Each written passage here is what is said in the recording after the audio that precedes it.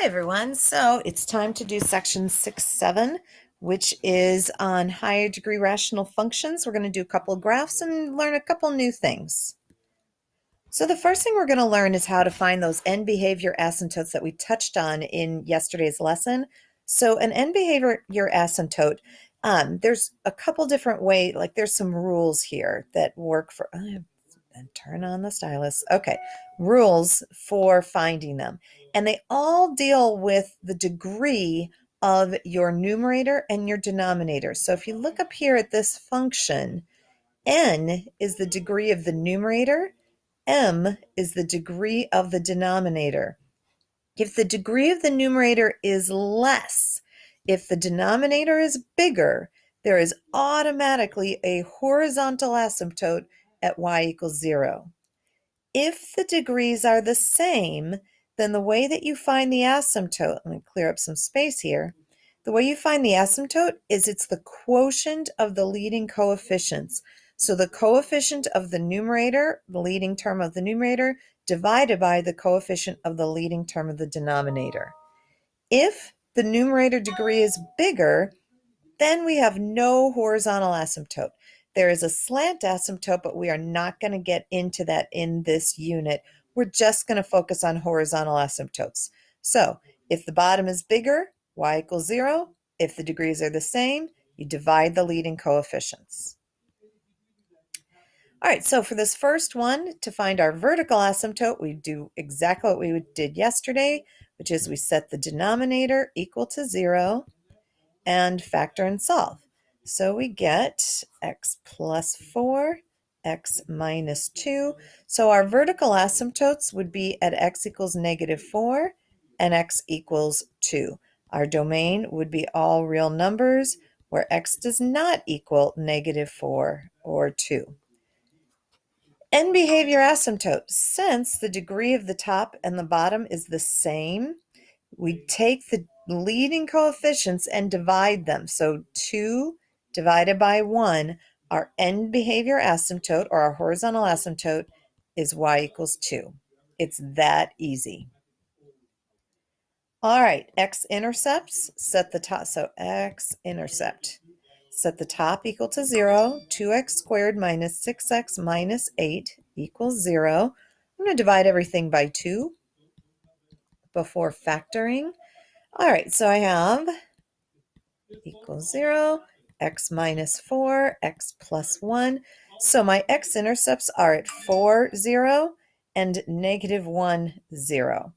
Our y-intercept, we set all of our x's, I'm going to do it down here, all of our x's equal to 0, and we get negative 8 over negative 8. So our y-intercept is at 0, 1. All right, let's plot our asymptotes. We have a vertical asymptote at negative 4, a vertical asymptote at 2. My goodness, I'm going to turn my phone off so it stops making noise. There we go. Then we have a horizontal asymptote at 2. And let's plot our intercepts now. I'm going to do this in a different color. So we have an intercept at 4, 0, and we have an intercept at negative 1, 0. We also have a y-intercept at 0, 1. The part on the right, we're set. We know there's a point right here. We can go ahead and just follow the asymptotes and plot our graph. Over here to the far left, 1, 2, 3, 4. So let's plug in a negative 5 into our equation and see what we get. So if we plug a negative 5 in, we get 50. So I'm going to put f of negative 5 over here.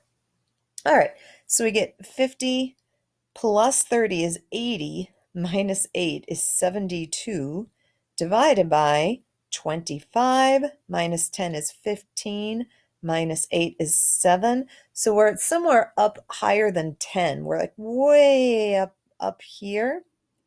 All right, which means that our graph is going to follow the asymptotes up in this spot. Now, the only other thing we need to know is the middle. So we've got an x-intercept, and we've got this dot right here.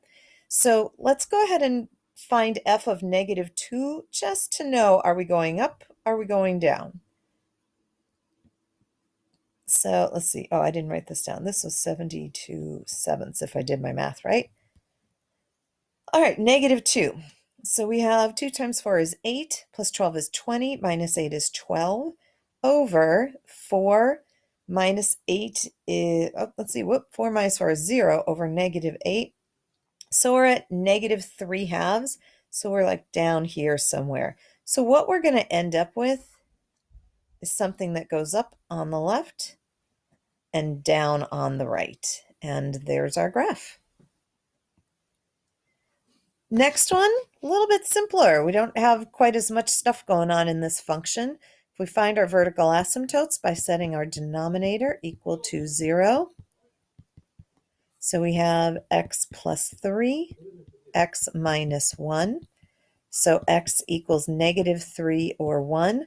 So our vertical asymptotes are at x equals -3 and x equals 1. Domain would be all reals except for -3 and 1. Our end behavior asymptote, the bottom degree is bigger. When that happens, it is automatically y equals 0. So that was easy. Let's do our x-intercepts. If we set the top equal to 0, we get 2 equals 0, which cannot happen. There are no x-intercepts. All right, and then our y-intercept, we set all of our x's equal to 0. We get 0, -2/3. All right, let's plot what we've got. So we have a vertical asymptote at -3. We have a vertical asymptote at 1. And then we have a horizontal asymptote at 0. We never cross the x-axis, which makes sense. There's a horizontal asymptote there, so we're probably just going to get really close, but never cross. And the only y-intercept is at 0, -2/3, right there. All right, I'm going to switch colors to sketch my graph. So this guy, since there are no x-intercepts, this part of the graph has to go down in both directions because it cannot cross the x-axis. There are no x-intercepts. All we need to do is figure out what section we are in for the left side and the right side. So let's plug in some points. For the left side, if I plug in -1, 2, 3, -4, so I find f of -4, I get 2 divided by 16 minus 8 is 8, minus 3 is 5. So I am up here, which means this graph is going to be up here. If I find f of 2 to do the right side, so I'm right of this vertical asymptote, plug in a 2, I get 2 over 4 plus 4 is 8, minus 3 is 5. Whoa, look at that. It's like I'm symmetric, and I'm going to have something that looks like that. And there's our graph. Oh, I didn't fill in my table. I'll put this in real quick. 2, 2/5. All right, it's time to learn a new, it's a kind of a fun, simple concept called holes. So if you take a look at this line, looks like a regular old line, except there's a hole in it. How on earth do you get a hole in a graph? Well, let's factor everything in this equation and see what ends up happening. Let's see what we see. So the top factors into x minus 5, x plus 2. The bottom, we have x minus 5. Now, typically on the bottom, if we'd set x minus 5 equal to 0, x equals 5, typically that would be a vertical asymptote. However, when we have the same factor in the numerator and the denominator, same factor, you end up generating a hole because they kind of cancel each other out, except this bottom still causes division by 0, so it causes a problem, but it doesn't generate a full vertical asymptote. It just generates a hole. So what happens is this graph, which would normally be, and take a look and see if you notice how this relates to our factored function, the equation of this graph would be y equals x plus 2 normally, except we have this hole up here. So we get the x plus 2, and then we have this x minus 5 top and bottom, which creates this hole. All right, so if we had to write an equation for this graph with a hole in it, first you just write an equation for the graph. So this would normally just be the function y equals 3. We'd write y equals 3 and go about our day, except we have a hole here at 2. So now, how do we generate the hole? You have to just have the factor x minus 2 be on top and bottom, and that generates, so let me draw some little arrows here, generates a hole at x equals 2. So same factor top and bottom is not a vertical asymptote, it's a hole at that spot. So you have your regular equation and then just multiply top and bottom by the factors that are created by this hole, that where the x value where the hole occurs. Let's do one more. Oh my goodness, let's take a look. It's been a while since we've written an equation of a quadratic, right?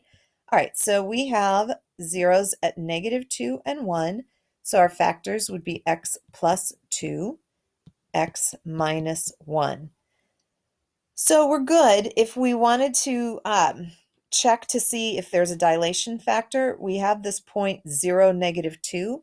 If I plug a 0 in for x, I get my -2, so my a is already done. So my a equals 1 because I've met my y-intercept requirement. So the only other thing I have to do is I have to generate a hole at, sorry, my handwriting is getting terrible right here, x equals 2. In order to do that, I need the x minus 2 factor on top and on the bottom. So you write your normal equation, and then you add a factor top and bottom for your hole. Almost done. This is our last example for the day. There's no hole in this graph. All we're going to do is see if we can find the rational function for this graph. It seems scary. It's really not. Let's start with our vertical asymptotes. We have a vertical asymptote at x equals 1 and a vertical asymptote at x equals -2. All right, so we've got our vertical asymptotes. We have a horizontal asymptote at y equals 0. That's a y, just got flipped around. Y equals 0, because that's where the ends are pointing to, is at y equals 0. All right, and we have an x-intercept at, let's see, -1.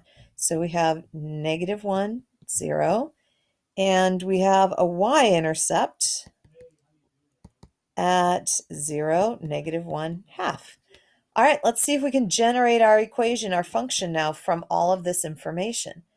All right, so our vertical asymptotes, those are the zeros of the denominator. So I'm going to put x minus 1 and x plus 2. And that gives us our vertical asymptotes. Our horizontal asymptote is just the quote, it just means that the degree of the bottom has to be bigger. That's all that we learned from that, is that the bottom degree must be larger than the top. Our x-intercept is at -1, 0, which means we're going to have an x plus 1 on top in order to generate that x-intercept. And we should only want one x because we've got 1 on the top, 2 on the bottom, and that maintains our bottom bigger status. And then the y-intercept, let's just check and see. If we set our x's all equal to 0, we get 1 over -1 times 2, which is -1/2. So we're done. That's it. If this didn't work, we would, in order to accommodate our y-intercept, we would add a scaling factor or a dilation factor in.